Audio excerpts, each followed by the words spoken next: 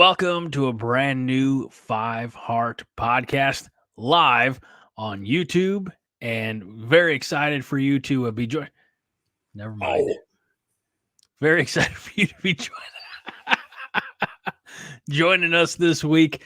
I'm Greg Mahochko. I'm your host, and joining me is a different crotchety old man who doesn't take his clues. Todd Wolverton. What's up, buddy?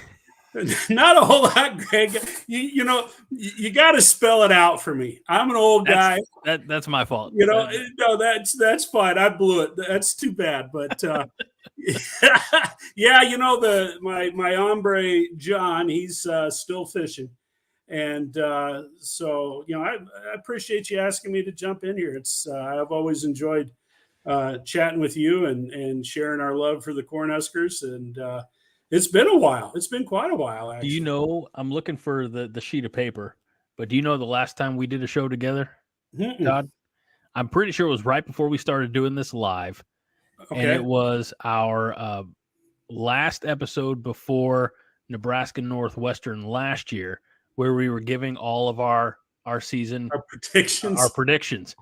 And as we go down the list, and it's Nebraska Northwestern, who is everybody like? Nebraska.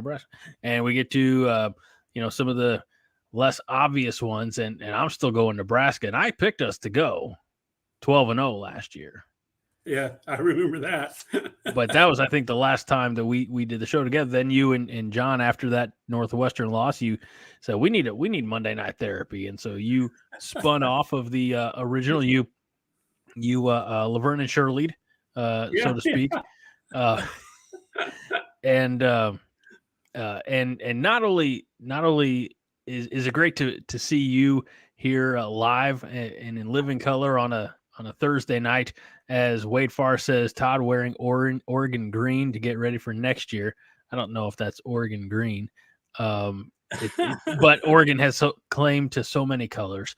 But not only is it an honor to sit here with you and converse with you, but we have a very special guest this week, Todd, and I'm not going to bury the lead. I'm just going to bring him in, and I've known those Chatterfield crew who were with us last week. We talked about him, and we excused his absence last week because we all got our dates mixed up, and he was spending time with his family, which I will always say, family first. But I have known this guest for probably over a decade now, as we used to collaborate and podcast together on another Husker site. And then he found gainful employment, I suppose, and didn't have time for us anymore. And on top of that, in the meantime, he's gone on to make quite a name for himself in the realm of the internet. It is my pleasure to bring in my good friend, Brett Baker. Brett, what's up, buddy? Oh, good. Good to be with you gentlemen tonight. It is truly an honor.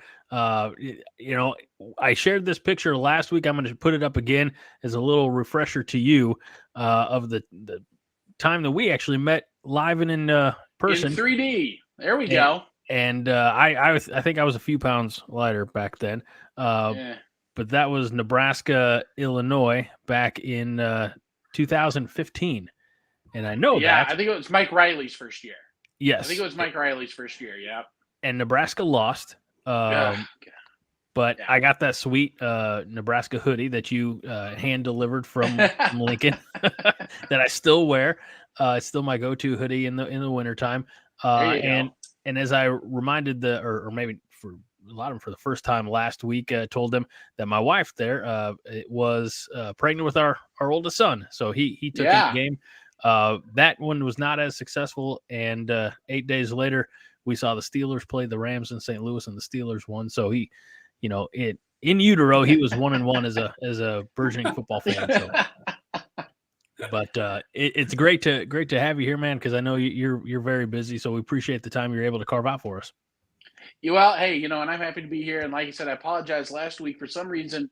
You wrote 9:00 tonight. And my brain read 9:00 tomorrow night. And my mom was in town, and I took her to see the Day by Day, the Rise documentary. So I got out of the documentary and I saw your text and I'm like, oh snap, I dropped the ball. All good, all good. Well, I want to jump right into it because I know that's been making the rounds around some of the movie theaters there in the eastern Nebraska, Lincoln, Omaha area. So day by day, tell for those of us who are maybe outside of the sphere. I mean, I know just tangentially a little bit about this documentary, but tell the rest of us, because my go-to Husker documentaries Through These Gates, which is a Ryan Tweedy production. But tell us a little bit about Day by Day. It focuses on the 93 and the 94 squads.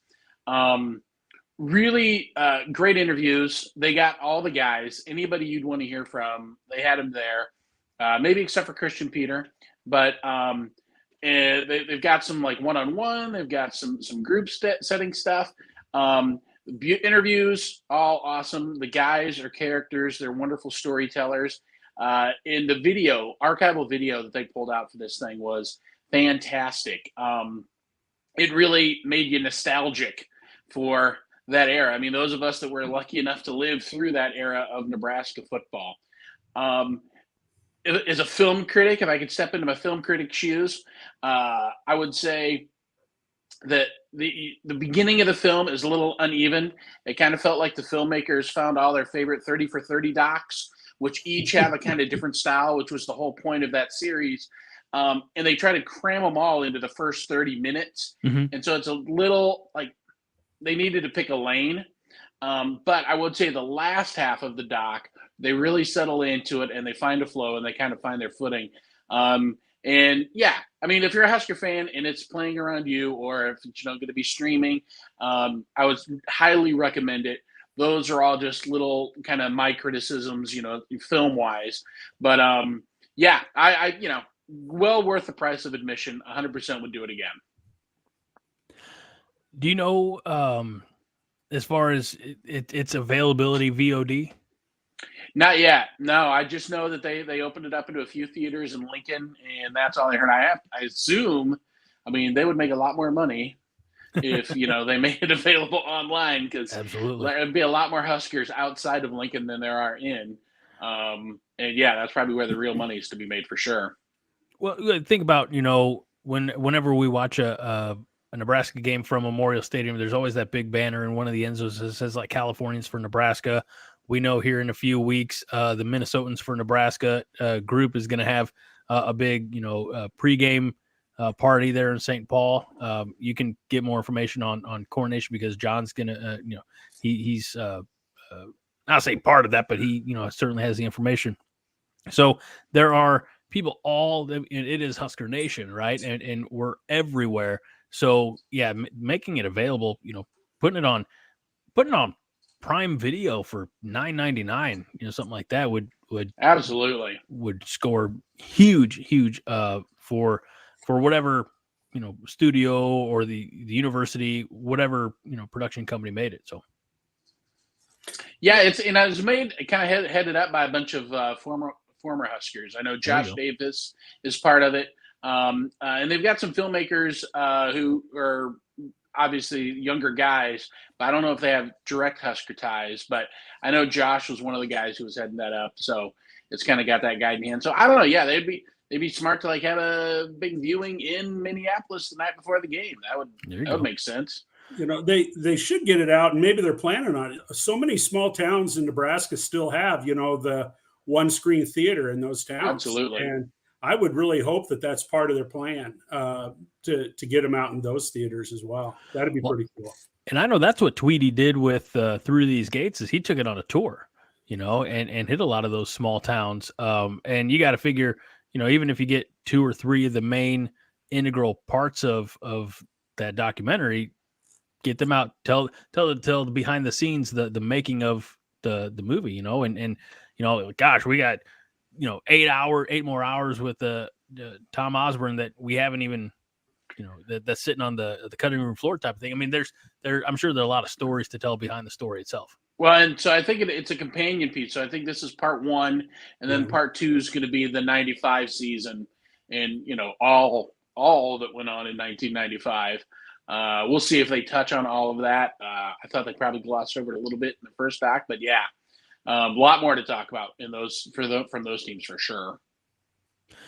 Excellent. Well, thank you for telling us a little bit about it. It's definitely something I'm going to keep my eyes and ears open for. Again, for that VOD. I don't think they're worried about the small smattering of Husker fans in Southern Illinois. Although I'm not the only one. We've got a regular Chatterfield on here who's always repping the 618 with me. Todd Brian is confused or concerned. Maybe he says, "Wow, Todd twice in 1 week." Brian, after Monday night, Brian probably wants me to shut up. You did a solo act on Monday, didn't you, Todd? Yeah, I did a solo act. John, like we said at the beginning, he's taking a well-deserved, long-needed vacation, and he's been on a boat, chasing some fish and having a good time. Well, I thought, he gave me a little crash course on how to run this thing and do it. And then I thought he had a partner lined up for me. That somehow got lost in communication. So by the time I realized that I didn't have somebody coming, yeah, it was too late. It was. So it had a very. I could have been the partner, but I was at the Cardinal game across the river, and I remember I was getting out, and or maybe it was 8 o'clock, something like that, and I messaged John. I said, "Oh crap! Oh crap! Oh crap!" He's like, "What's going on?" I said, "I didn't say anything up for Todd or Andy or anybody else." He's like, "No, Todd's got it. It's okay. Stop worrying." So he had faith in you, Todd. Well, the one thing I can do is I can talk. I mean, I can talk and I can talk. It just reminded me of back in my teaching days when I taught 7 out of 8 periods, and I'd go and they'd shut me up when the bell rang. So yeah, I can.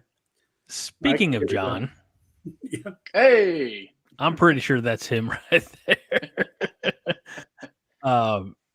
So from the documentary, Fred pulls this quote, says Christian Peter wasn't prone to peacemaking, which is a Dr. Tom quote. Best quote in the doc? There was a lot, and I need to see it, more times than one for that kind of retention. But there are some good quips in there, and there are some guys in there who look like they could still suit up and go. But yeah, there's definitely some good. That's a good one from Tom for sure. And Fred also says he bet John's on PJ Flex boat and calls him a traitor. Damn. So this is to give you a little, get you up to speed here. Our online community here that joins us live every week. We call them the Chatterfields because our offensive coordinator's name is Satterfield, and it's just better than chat. And I coined it, and we've ran with it the best way. We'll say something completely innocent, and Fred, who I've highlighted here, will take it and run with something completely off color, usually about our former head coach, most recent head coach. So yeah, you're gonna have to be more specific than former head coach. We've had a few in the last 20 years. We've had quite a bit. So here we go. Here's another quote. I guess Fred saw the movie too. Foreman's quote about being poor but handing out beatings because that's all they had to give. It was a good one too. So yeah, those guys are better at remembering lines than me. That's for sure. No, I can't remember lines from movies. I'm horrible with that. Well, in all fairness, Fred saw the movie 14 times because what else does Fred have to do, huh? he's got nothing else going on. No, so transitioning away from the documentary, which hey, if you got more lines or more questions about it that you want to throw at us, don't hesitate. I think, and correct me if I'm wrong, gentlemen, the biggest news to come out so far this week is the reveal of the 2023 alternate uniforms from Adidas that Nebraska is going to wear in October. Let me just put up a picture here. Going back to 100 years of Memorial Stadium and going back to that first game in Nebraska, Oklahoma, where apparently both teams couldn't wear red, and so Nebraska. Being the nice people that we are, we wore blue, which seems really out of left field. And before I show the picture. I think Brett on Twitter, you had said, or X or whatever the hell it's called now. You just had, call it Twitter. Perfect, thank you. You had Give him the co-signed finger and call it Twitter. You had co-signed an idea from, I believe, Fight Can Write. Dave Fight to Nebraska to go all blue. Now, before I show what Nebraska's going with, I gotta know, was that genuine, or was that just you stirring the pot? What? That they my take that they should like wear all blue, like like Dave was saying. Absolutely, like embrace it, like be different. I was on board with that too. Yeah, it'd be jarring, but it's a real nod to history then, as opposed to what we got this week. And it's like the thing everybody remembers about a good alt, which I think probably the only good one we had was when they celebrated that 1962 team. Those were pretty good with the numbers high on the side of the helmet and Dominican Sue and Roy Halou making them look good. But yeah, like make it stand out. Make it so like because I promise you will look at pictures from this game against Northwestern and you'll not know what year it was. You're not going to know what year it was taken other than like if you recognize the players or whatever. But if you saw them in blue uniforms, you're like, oh, that was the 100th anniversary year, and that's the ones that make a statement. And I think they just kind of whiffed on the opportunity to do that. Do you think that overall when we talk about these alternate uniforms, and I know you've always called the all whites the surrender whites, and you've always been I love the all white look. Oh, you do? I'm an all white fan. Mike, Husker Mike calls them the surrender whites. Gotcha. But you also all of our uniform combinations have been surrender uniforms in the last 6 years. So what are we talking about? But you also have been a big proponent for all reds, correct? Oh yes, that's that, and I've only seen it once, 1986, when Oklahoma came to Lincoln, and we lost a very tough one to Sooner Magic. Yeah, I would love to see like our actual uniform in the all red combo. They let some of the recruits do it, like when they're taking those pictures they put on social media and stuff, but they've not done it in a game. But yeah, that's what I'm living for. Is I want to see the all reds someday. I imagine that as your profile grows, you're following. I'm sure they're listening to me. Well, let's take a look at what and again, this isn't the full uniform, but this is what we've got to look forward to this October.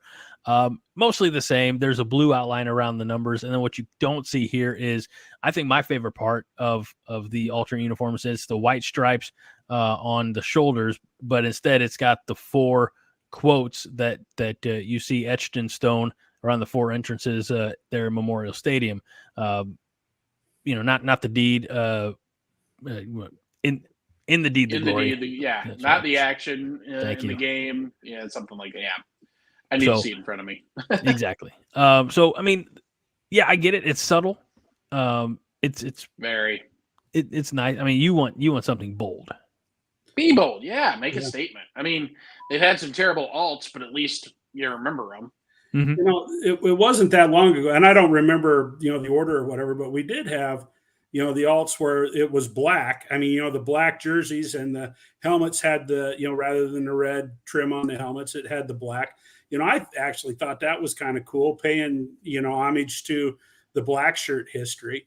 When I same article that you put up there, when I read that, in my mind I thought, well, just instead of the scarlet and cream, just change it to the blue and just do a complete for one game. And I'm a traditionalist with uniforms. A lot of people that know me, I don't like black on Nebraska uniforms. It's not a school color. I've been opposed to that.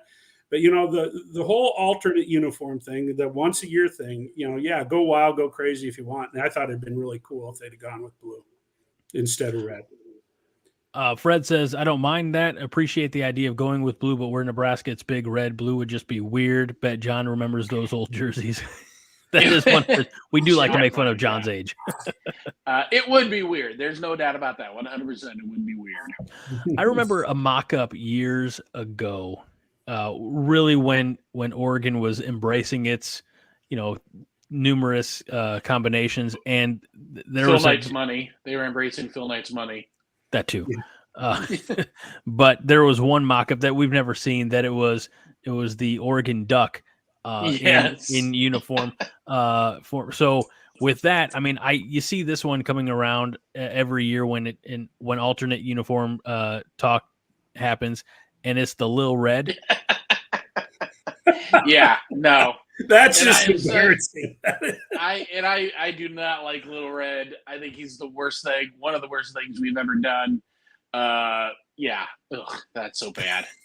So bad. It's like, it's not even like something so bad it's good. That's not even there. That's just bad. Sam Roberts Golf, who's a more recent Chatterfield, says, "Imagine we wear blue against Michigan. Everybody cheers, go blue." That's the one where you actually make Michigan wear red. Yeah, that's right. And then you have all sorts of hell breaking loose. So I don't know. It's I've seen a mock-up. Didn't you're pretty creative with Photoshop, right, Brett? Yeah, I did some stuff for Dave's article. It was pretty cool. I liked how it looked anyway. Didn't you do one years back that is the Nebraska state flag? Kind of like that Maryland type of yeah, like over the helmet. Yeah, I might have done one over the helmet. Yeah, I've over the years I played around with a lot of stuff. It's hard to keep it straight. A lot of time has passed and a lot of sleep since then. So, living in Omaha, David Matney says he also not a fan of Lil Red. Sometimes our Chatterfields will ask about sacrificing Lil Red to put an end to. Just walk behind him with a box cutter. That would be the end of it. And then Fred says that Michigan should wear all yellow because they're cowards and bitches. Well, bulletin board material there, Fred. Yeah. I don't think anybody from Michigan athletic department's watching us. Yeah, that's probably true. And two, I always go back to, if you need to get fired up for a Big Ten conference football game, is your heart really in it to begin with? Like, you should be. Yeah. Like I just imagine, and right or wrong, this is where my mentality is as fans, right? We are pumped up from now to Black Friday, and most of the last 20 years, we haven't had a whole lot of reason to look past Black Friday, but I just feel like we keep our energy, our hype levels at here, and we're just watching. And if you're a Division I college football player who is, at the Big Ten level at a place like Michigan, which, routinely puts players into that next level, and you need help to get up for, look, if you're treating quotes on a silly podcast like Blue Chew because it helps you get up, then you're in the wrong sport. You need to go do something else. Fair. And you only get one game a week. So I'm sure Michigan does not need those bulletin board quotes. Although they probably do use them with Ohio State, because that's just a whole different level. Yeah. You know what? And I hate both programs so much, but I hate Ohio State just a little bit more. So when those two teams do play, I do tend to root for Michigan. So, but that's because I think my online circle has more Ohio State fans than Michigan fans, and so I find them to be more obnoxious. I don't know. It's all about who and what you're exposed to. Fred, I'm going to stop you right there because I know where your head's going. So we had this comment, we're talking about alternative uniforms, but Brian says, I think the bigger news is that Heinrich Harburg is out catching passes. Now, I hadn't seen that. Oh, I had not seen that either. I had a little clip, little video clip that showed up on Twitter. So, well, if Purdy's been stepping in and improving like they say, Harburg is a hell of an athlete. Mm-hmm. I think he's probably one of those guys that if you need somebody in that receiving corps, you need another body. He's athletic, and he knows the plays. Give it a shot. Get him some reps. Wow. My cat just knocked over a light in my place here. That was awesome. Well, you have a particular affinity for cats, and that's fine. But most of us know that cats are evil. Yeah. Alexa, light off. There we go. Fix that. Did that work? Well, yeah, turn the light off. I'll have to fix it later, but yeah. So, all right. So this is a good question from Sam Roberts Golf. Did we beat Oklahoma when we wore blue 100 years ago? I don't. Yes, they won.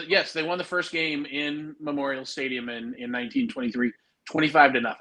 It's okay. Then we wear blue. There you go. Right? Maybe we just change it. You did make the Creighton people happy.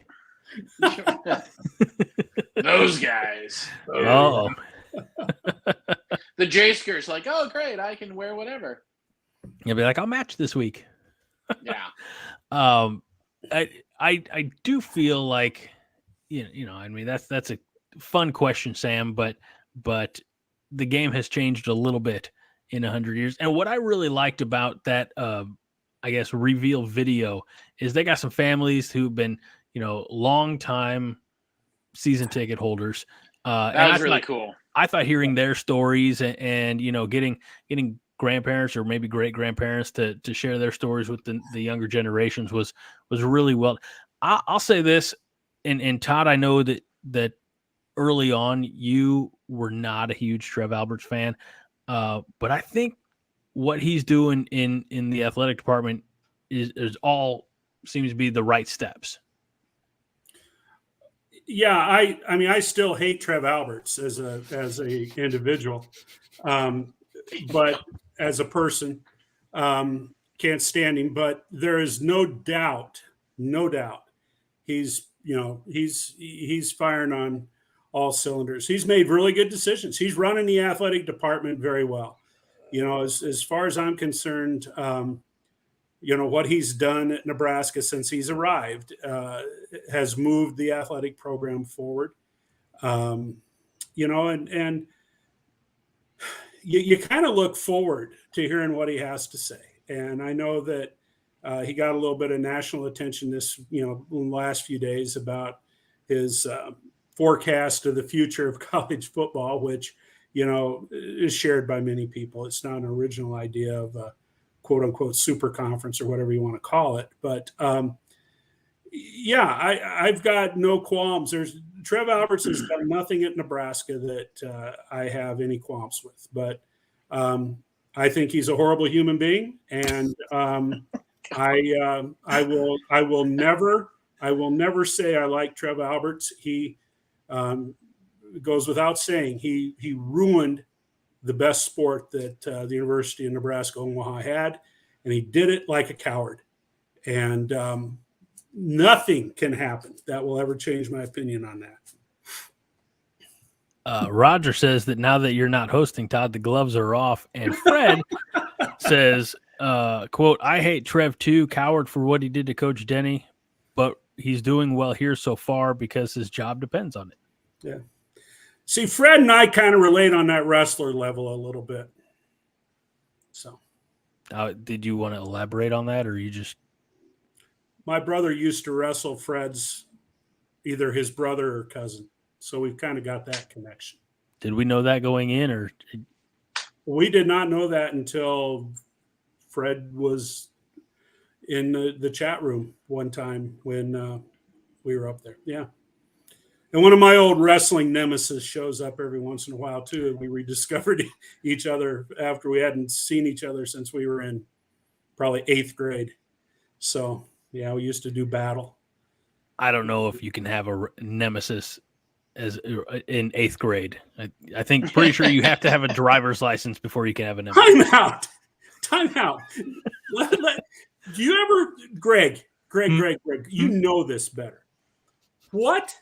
What age level is absolutely crushed when their team gets beat? It is upper elementary and junior high boys, period. There is no other age group of fan that celebrates winning, but more importantly, suffers the losses more emotionally than young boys, period. And that's because they're so damn competitive, and it's that whole hero worship. Oh, geez, Roger.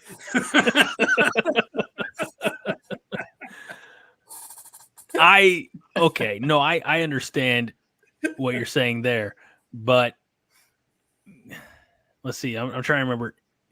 8th grade, you're 14 years old. 13 or 14, yeah. 13, probably. 14, and now you got to add another 60 years on top of that. Like, let it go. Oh, we're buds. I'm just saying he was one of my former nemesis. Okay. Okay. As long as that hatchet wasn't buried in somebody's skull. No, I mean, when you do battle and you on a wrestling mat and you only win by a point or two, those are pretty hotly contested. I mean, you got to get sometimes you got to get your hate on, you just have to. All right. So Dion asked an interesting question. Since we're going to cycle back to the alternate uniforms here real quick. Says, whose grandparents did Trev put in charge of the alternative jerseys? He's not a fan.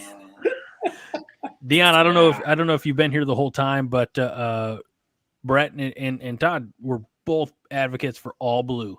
So I'd be really curious, Dion, to know in the comments what you think about Nebraska donning all blue.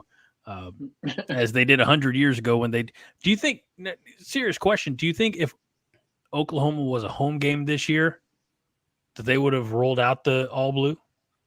Well, that's something to contemplate. Well, it would have been that would have been interesting. Yeah.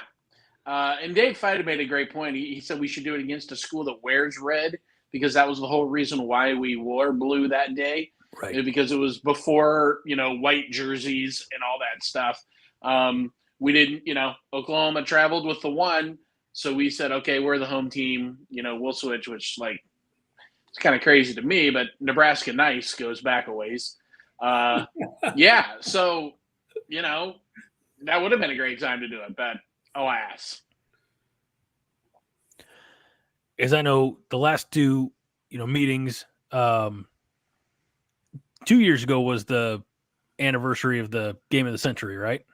Correct. Yeah. Okay. So I mean, you can't. I guess if you're not in the same conference, you can't do back to back to back. Like see Oklahoma 3 years in a row. That'd be crazy. So going back to nemesises, Brian says, when it comes to wrestling and running, honestly, we compete against the same kids all the time. It's definitely a nemesis thing if you're equally competitive. And Fred says, I still remember a match I lost in 8th grade, but I made him bleed. So, yeah, that guy. And Wade wants to know if Todd still takes Geritol. Gerispeed, Wade. Gerispeed. Joe Schweiback's Gerispeed. Jeez, come on, Wade. All right, type that in the comments, Todd, so he knows what to ask for at the pharmacist.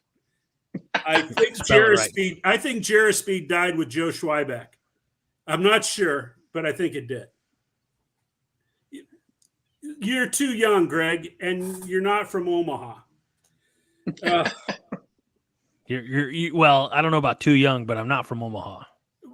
Back in the day, when in the 70s, and they filmed professional wrestling in one of the television studios. I can't remember which one in Omaha, but they filmed, the regional wrestling show there. And then they showed it, I think, on Sunday mornings.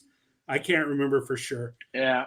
But one of the primary sponsor was this huckster, this old guy with the slick back hair and big collared suits and stuff. His name was Joe Schweiback. And he was panhandling his Gerispeed, which was supposed to give you all of that energy that you'd ever need. And, it was the pick-me-up. I mean, it was everything. Joe Schweiback's Gerispeed. This piggybacks very nicely, actually. Roger asks if it was KETV Channel 3. It could have been. I just know they did it in studio. They had an area in the building where they filmed the matches, recorded them. We talked about Baron von Raschke last week, so it's kind of come full circle because we have Roger here. So, yep, exactly right. Brett the Claw. The Claw. And the Gagnes. A Nebraska football letterman, by the way. Yeah, he was. And I read something, when they kind of announced the new Hall of Fame class, the new Nebraska Athletic Hall of Fame class, somebody advocated we need to get Jim Raschke in there before he's dead. Yeah, it's kind of amazing he's still alive. He is, I know. And, John tells stories about a conversation that he had with him one night. I met him at a Nebraska wrestling banquet thing once and chatted with him, not nearly as much as John did. He is a delightful man. And, it would be awesome if they get him in the Hall of Fame so that he could, savor and enjoy that, I think. For sure. The Baron will be 83 this October. So, wow. Yeah.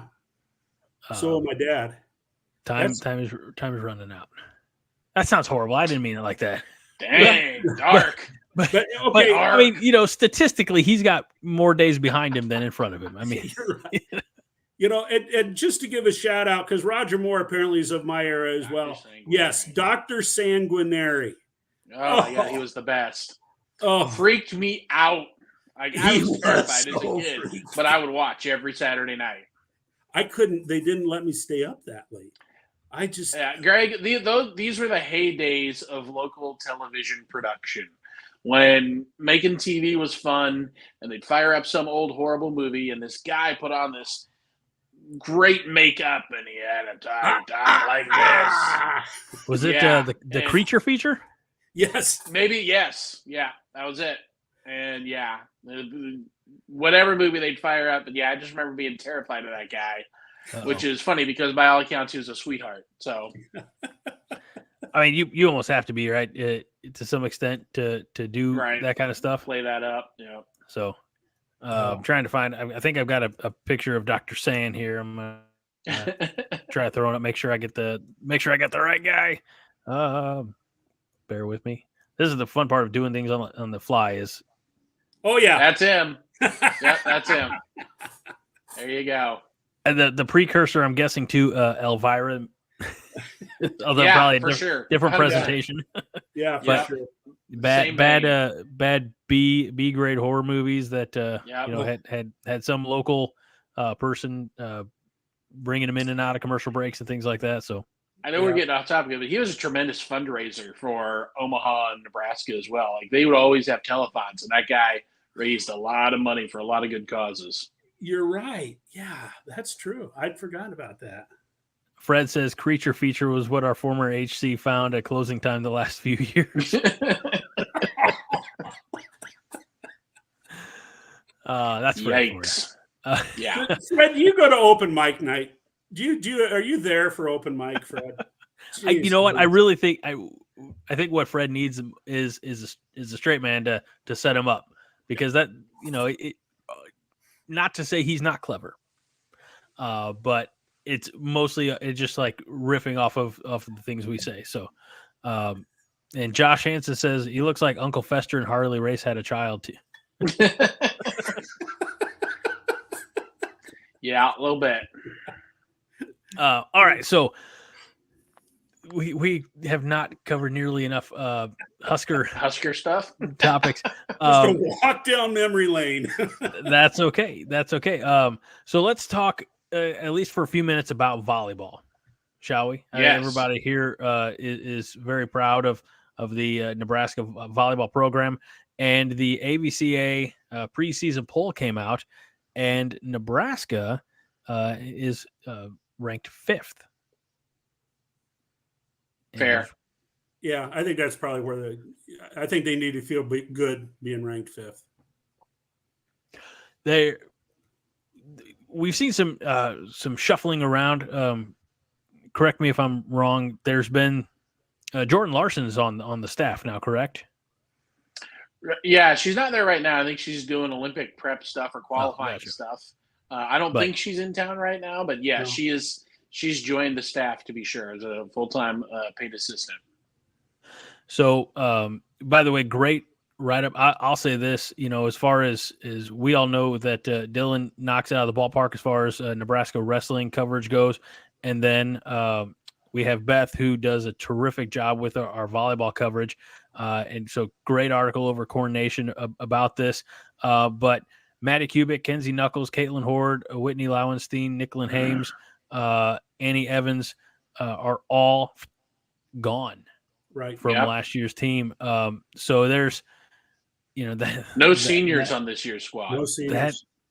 5 freshmen, Harper Murray, Bergen Riley, Lainey Choboy, Carolyn Juravicius, Andy Jackson, and a 6'4" junior transfer from Florida, Merritt Beeson. Again, if you're like me and these are the first time you're hearing or reading these names, I really encourage you to go to coronation.com and make sure that you're following all the news that Beth's putting out there regarding volleyball. But it's going to be a young team.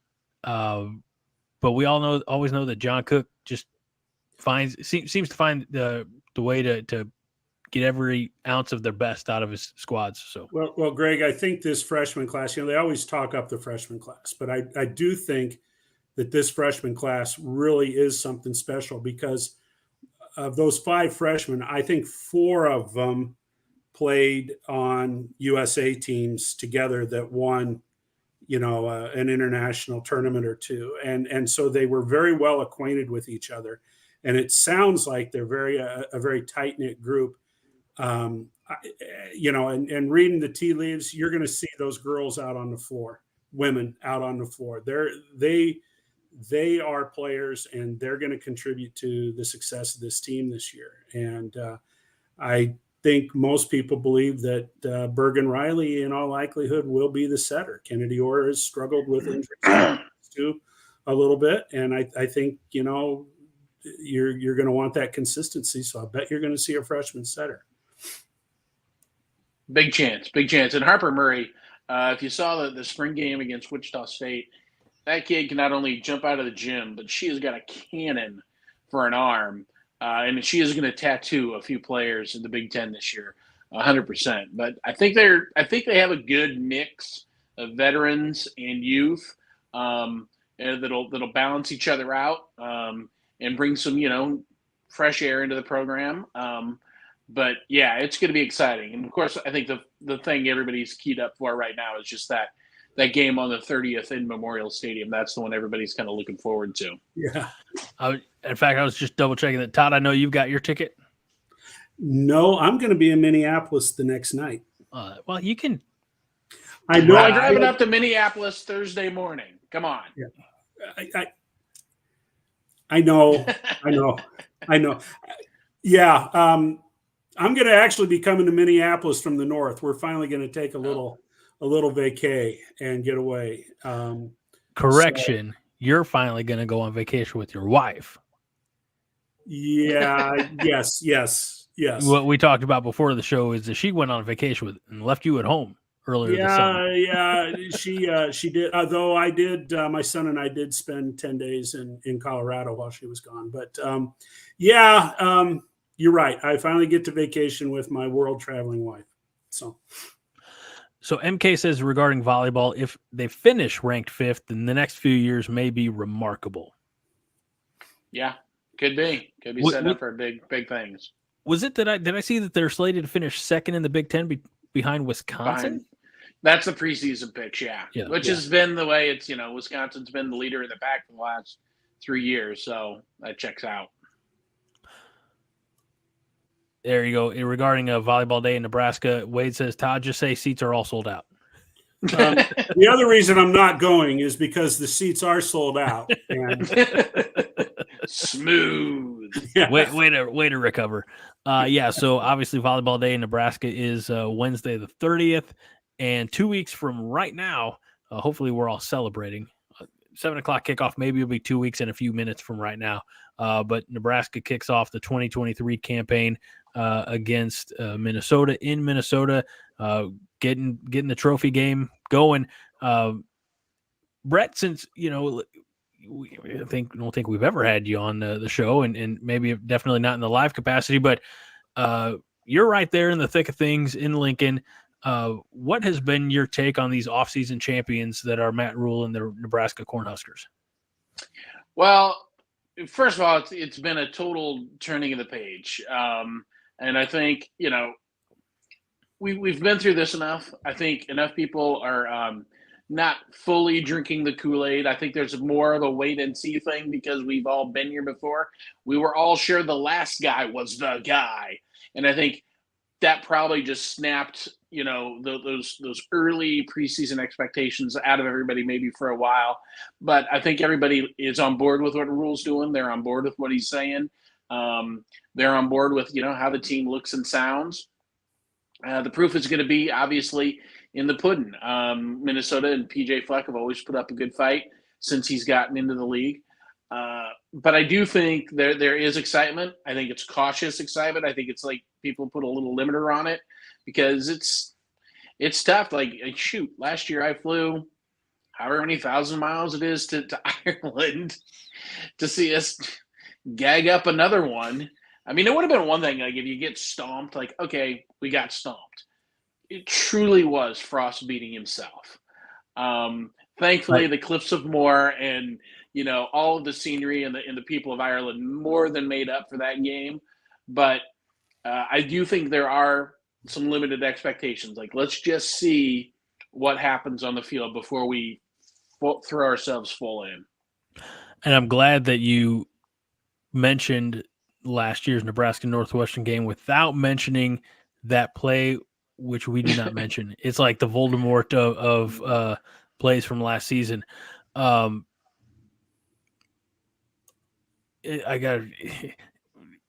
Fred says Matt Rhule is the kind of guy you can drop. I'm guessing in Boulder, wearing bikini underwear and no toothbrush. Day later, he shows up poolside with Deion's foot and $1 million smile. Jesus. With Deion's, damn. I hope so. I hope that's the kind of guy Matt Rhule is. That'd be awesome. I do make the mistake way too often of you don't read the whole thing. the front end of Fred's comment, it seems relevant, and then the back end he just gets you. Now Deion says the Rhule has covered the spread 70% of the time at Temple and Baylor. I don't get into like betting statistics, but I'm gonna take your word for it, Deion. And Roger, I'm not addressing your last comment because it's too painful.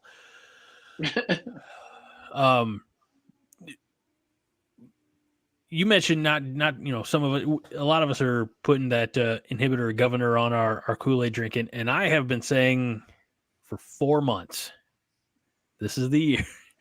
And John and the Chatterfields know where Chatterfields. John's not here. Chatterfields know where I'm going with this. I've been saying probably since April, maybe May, 15-0. Oh my God. So you've lost all credibility there. Yeah. First of all, you can't lose something you never had. Well, fair. I did say we were going to go 12-0 last year, too. So it's that eternal optimism. I'll just never say that we'll lose. Even when we get into, it's fun to always, I think probably next week, maybe the week after, we'll say, we'll go down and say, all right, which one's a win, which one's a loss, blah, blah, blah. But then week to week is when we get into the nitty gritty and we do the scores. And I still never say that we're going to lose. What's wrong with me, Brett? I don't know if anything's wrong. I don't think you can say anything's wrong with you. You're probably not as pragmatic as some. There's nothing wrong with unbridled optimism. I don't think it ever hurts anyone, so there's no harm, no foul there. But yeah, I take a much more pragmatic look at things. Plus, if you don't think they could win and they do, it feels that much better. Yeah. I'm still going to not change my approach. We talked a little bit about Boulder.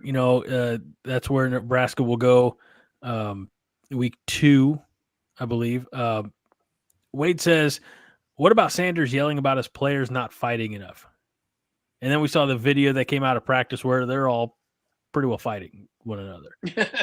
I mean, is that – I feel like that's not the best coaching approach. Am I Yeah, wrong? I'm a big Bill Parcells disciple, and I was fortunate enough to cover a few Cowboy camps when Bill was there, and he is not a fan of fighting. Yeah. It's look, yes, you get heated up. Yes, you want to win your side of the line of scrimmage, but fighting in camp, you're going against yourself, really. Right. You're going to need that guy at some point in the season, and that guy's going to need you. And especially with it, but I understand why Deion's team does it, because there's 70 guys who are just learning how to be around each other for the first time. I mean, he literally, not figuratively, he literally gutted that program. Right. So you've got all these new guys, these new egos, new ability, everything is new, and they're trying to blend it together. Because at least Matt Rhule got, the winter conditioning in the spring game and in the summer with his guys. Deion's been pulling guys in from the transfer portal since the spring game. So I don't know if that's going to be a winning formula for him. I hope it's not. And I love Deion as a player, but I just don't see how that works in D1 football. Living in Omaha, David Matney says, in regards to not fighting enough, he says, didn't we hear something similar last year on throwing up? Like, my God. Right. HCSF say, oh, they're not throwing up enough, Well, or Scott Frost was like, oh, the offensive linemen were puking 6 or 7 times. Like that was some kind of badge of achievement, when it was really just a reflection of inadequate conditioning. So, yeah, that kind of stuff, who needs it? David also said a few moments ago, the folks who watch on TV who are not exposed to all of Fred's comments are really missing out. And David, I speak for myself and my esteemed colleagues here, and Fred probably when I say you're right. They are missing out. But I mean, it's at some point, whether you're competitive or you're trying to feel out your new teammates and figure out this new roster. I mean, as coaches, you got to be able to curb that to some extent and keep that from spilling out in ways that are unhealthy. Well, I really liked what Rhule did with the having the guys stay in the dorms together for 2 weeks during camp. I thought that was really smart. And then B, having guys room with each other who would not necessarily pick each other to room with. That's the way you build bonds, and that's the way you bridge, divides that just naturally exist between, 120, 30 some odd guys. If I may, that's how you remember the Titans. Well, that just kind of is on top of what I was thinking as well.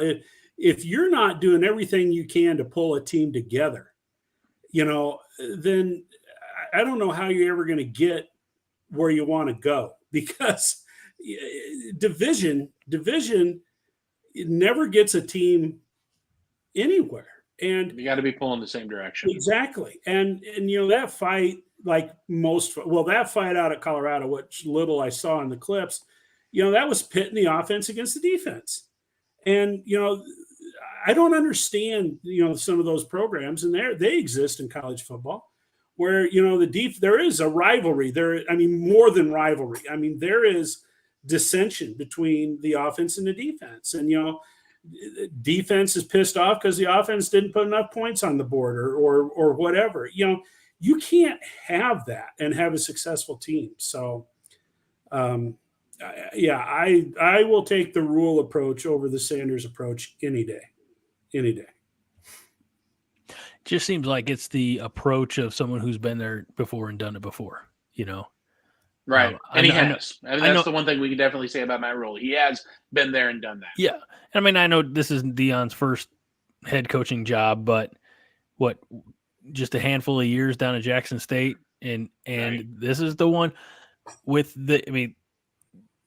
as a coach, that's a much bigger profile and a much different element. And I don't know.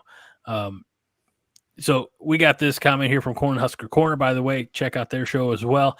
My Colorado fan friend told me, quote, "No way that stadium is red this year. I say it'll be 80% Colorado fans, 20% Nebraska." And then he comes back and says, when will they stop doubting us? Rough guesstimate, Todd, we'll start with you. About how much of that stadium you think is going to be red percentage-wise come that game, Nebraska-Colorado? 50 plus. Brett? I say 60-40 Colorado. I think it'll be better in their favor than last time. Last time they just got swamped. And, the one thing about last time is not only did they sell their tickets at a, very inflated price to a lot of Nebraska fans, they got to enjoy the W. So it was like they got the last laugh twice. I think this year they'll probably be a little more interested and excited. What happens against TCU will probably go a long way. Determining what they do with their tickets during the week between those two games. Because if they get blasted by TCU, which is a all very likely possibility, then maybe they're not as fired up. But it will be their first home game. It will be Deion's first home game. So who knows? But I do think they do underestimate Nebraska fans' willingness to part with their money for a seat of real estate in that stadium. Josh says after TCU hangs 50 on them, Colorado fans will be selling their tickets. Very well could be the case. It could be look, it's a tall order for Colorado to go up against TCU. TCU was just in the college football playoffs last year. Certainly didn't go the way they wanted to, but they had a hell of a game. They played for the championship. I mean, they got there. Right. And they beat Michigan, right, on the way there. Yeah, soundly. Yeah. So, I mean, the bloom could be off the rose before Nebraska ever steps foot in Boulder, And the same could be true for us. We just don't know. Right. Yeah, it could happen too. Pragmatic, Greg. Yeah. Fred says we'll have slightly better number crowd wise in Boulder. Then we'll kick their ass and drink red Kool-Aid and maybe margaritas out of Deion's cowboy hat. I would pay for that one. Yeah. Does Deion wear the cowboy hat on the sideline? No. We'll find out. He certainly didn't do it in Alabama. Yeah, or Mississippi. I wouldn't be surprised. I wouldn't be surprised if he's on the sideline with that white cowboy hat and shades. You think he's gonna try to race the buffalo, the bison out on the field? Not in his on his 1.5 feet, probably not. Josh also says Deion's message last week. I don't care about culture. Don't even care if they get along. Then they fight, and he yells, "If one of them is fighting, we all fighting. Why fight for someone I don't care about?" That's a good point. If they don't, if his message last week is, "I don't care if they get along," but then they're fighting. Like it's a good point. Why would you step in and fight for somebody that you didn't give a crap about? That's a good question by Josh. I don't know. I still think it doesn't do your team a whole lot of good in the end. No. What happens if somebody, one of your guys you're dependent on, breaks a thumb or, has an injury that knocks him out?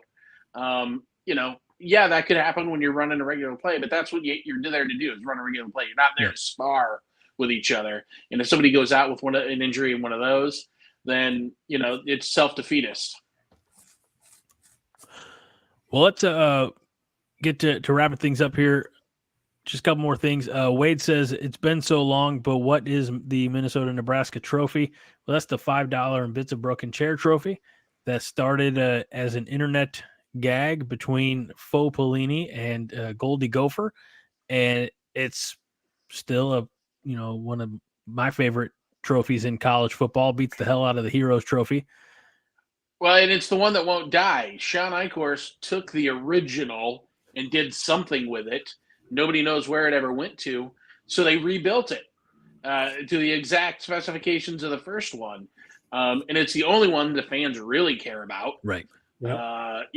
And I would love to see both universities embrace it because I think the players on both sides already do. I think they dig it as much as the fans do. I would love to see the administrations embrace it as well because the guys who are running that charity, are doing a great job for folks in Minnesota and Nebraska and should be recognized for such. 100%. It's not some put up commercial bullshit. It very organic. I love it. And the charity on Nebraska side, of course, is Team Jack, and I believe it's the University of Minnesota Children's Hospital or something like that. Yep, I think you're right. So might not have the exact wording, but yeah, and basically you can go to was it Chair Trophy or something like that, or $5 bit? Yeah. Find it on just Google $5 bits of Brook and Chair Trophy. Go to their website, make a donation. Your donation it goes to help Team Jack, and then all we have to do is win the damn game. That's all we got to do. Let's go. And truth be told, that's not even our responsibility. We just have to watch the game from wherever we will be watching it from. I'll be watching it from Illinois. It sounds like both of you will be watching it from Minnesota. So, it's the one thing I've learned in the last few years that if fans could win games, Nebraska would not be where Nebraska is. I was in Colorado in 2019. That was an amazing day, all the way up to the point where he walked an injured walk-on punter out to try a 43-yard field goal in overtime. And I was in Dublin last year, and just the sheer number of people who were there, before the game, celebrating, and then in the stadium, exhorting the team, pulling like every ounce of energy. If fans could win games, Nebraska would be in a much different place. So no matter what has happened on the field, off the field, our fans are the best. They're why we are still relevant. They're why Nebraska will always be a part of the conversation. And so I hope that they have a little something more to cheer about when the Huskers come home for that first home game too. And they're 2-0 taking on Northern Illinois. Brett, Roger says, great office. Well, yeah. So funny thing. So like all the Big Ten helmets I have, when I was living in San Antonio, I was good friends with the vice president of the Alamo Bowl. And when they left, they dumped the Big Ten for the Pac-12. I said, "Hey, what are you doing with all those Big Ten helmets?" And he was like, "I don't know. I guess they're sitting in storage." So for a mere $100 donation to the scholarship fund, I got all of the Big Ten helmets to complete the collection back there, and I've had to add to it with Maryland and Rutgers, of course, and then last year I've already bought UCLA's, USC's, and today I found an Oregon one and got a score on that. So now I have to update and get the Washington one as my last one left. But who knows if they'll even be the Big Ten in 5 years? Oh, and then living in Omaha, David Matney says sometimes it's fun to watch Ted's face when he hits a funny Fred Sacco comment in the chat. Yeah, you can't you can't keep a straight face a lot of times with Fred's stuff. So let's see here. Roger Moore says sink the boat. We all agree. Yep. And we got to harken back to much earlier in the conversation. But Fred says, I don't watch other teams' videos, but I still think ours are the best far as production values go and emphasis. A lot of schools out there, have media departments, things like that. But to Fred's point, I really do think, from concept to execution, I really do think that what Nebraska does is some top-notch stuff. And Brett, that's really your world. Yeah. Well, just yesterday I saw a clip. They did players impersonating their position coach or head coach Matt Rhule. And that was so good because A, you got to see some of the guys' personality, which is always a winning play. But B, like, you got to see him kind of like exhort, needling each other on, come on, do it, and are laughing with each other and having a good time. And the vibe of that video was really good. Like, you felt like, okay, these guys are, there's a lot of pressure. They know the spotlight's big, but they're still loose and they're still able to have some fun. And I thought that was a really well-produced video. And yeah, I mean, the University of Nebraska guys do a tremendous job. And it's, something that you can't be last at anymore. It's an important part of the whole deal. And, I think one of those things that gets equal attention paid to it, and they do well with it. Todd, any final thoughts before you take a few days off and come back Monday night with more therapy? Yeah. I guess my thoughts, I'm ready for the season. Mm-hmm. I don't, I'm not one of these guys that hangs on every story in the off season. Maybe more so because I've been, supporting coordination here, but I'm ready to watch them tee it up. I'm looking for a high school game to go to tomorrow night. I'm thinking about running down to Bellevue and watching Bellevue West take on Creighton Prep. I got to see some football. Brett? Yeah, I'm with him. We've talked about it so much over the last umpteen years, and the angst and the gnashing of teeth, the will they, won't they. It's nice to have a positive vibe. I don't think that everyone, even like last year, I don't think everyone felt 100% positive going into the season, except for maybe you, Greg. But I think everybody is let's stop talking. I don't want to talk. I know the players don't want to talk. The coaches don't want to talk. I think the fans are done. We've heard it all. And we've asked all the questions. Now it's time to play some football and play some volleyball. I'm excited for both of them to get started. But yeah, let's go. I want to see them strap it up and get after it up in Minneapolis. I'll kick myself for an entire week if I don't at least bring up the subject that's right there in the headline that I completely forgot. We got alternate uniforms coming in October. Blackshirts. I haven't seen any mention of the Blackshirts. I haven't seen many of the fans clamoring for the Blackshirts. Are we trusting? I'll tell you what, I'm okay with that. I'm okay with that. I think those have to really be earned on the field. It's different when you have guys like a Grant Wistrom and a Jason Peter coming back. Year after, in Jay Foreman, those guys have earned it. I don't, what have our guys earned? They had a nice win against Iowa to end the season, and that buoyed a lot of people's spirits. But I think you got to earn them on the field. We're at the point in the program where handing them out before the season, to me, I don't think it sets the right tone. I think you go earn those by stepping on people's throats and keeping those scores down and playing defense the way that Nebraska fans expect our defense to play. Todd? I think that's a good idea. I would support that 100%. I've always taken the approach of, you got to earn them. They don't necessarily need to be handed out before the first game. Let them get, past Minnesota, Colorado, Northern Illinois, however long it takes, like you said, Brett, to put the boots on the throat. Have that style of play that Nebraska fans really long for, which is dominant and maybe not, shut out, but definitely shut down, and be the defense that we all miss.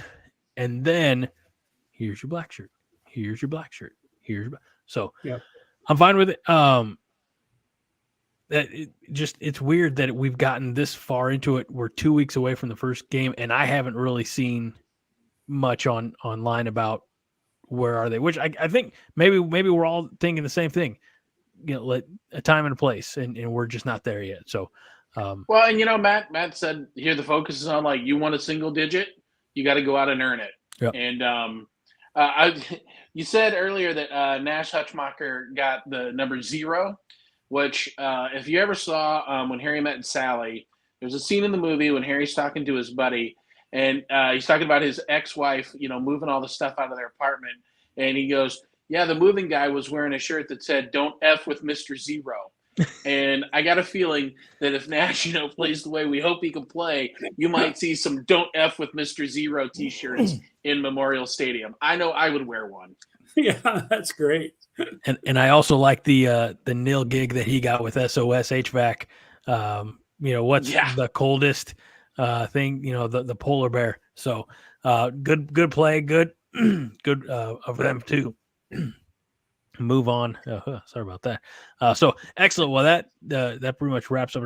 Next week, for all of you Chatterfields, as a reminder, I'm not going to be here, as I'll be on the East Coast for work for a few days. 2 weeks from now, we'll be celebrating Nebraska's win over Minnesota. So that week's show will be on Wednesday night, 9:00 Central. It's the only time zone that matters, really. It's God's favorite time zone.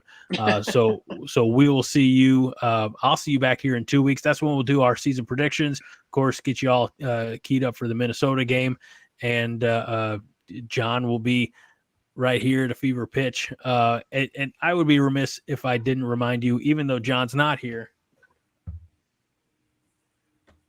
Maybe I will. Oh, here we go. If you haven't yet, go to Amazon, get John's book, Been Dead, Never Been to Europe. Brett, anything you'd like? What's that? Yeah, I bought and read it myself. Mm-hmm. Yep. Brett, anything you'd like to plug? No, I just think, we're all excited. I think everybody believes in Matt Rhule and what he's doing. I think everybody's going to be behind all the guys, like they always are. But I think there is some renewed sense of optimism, even after all that the fans have experienced in the past 6 years. And I think that's a good thing.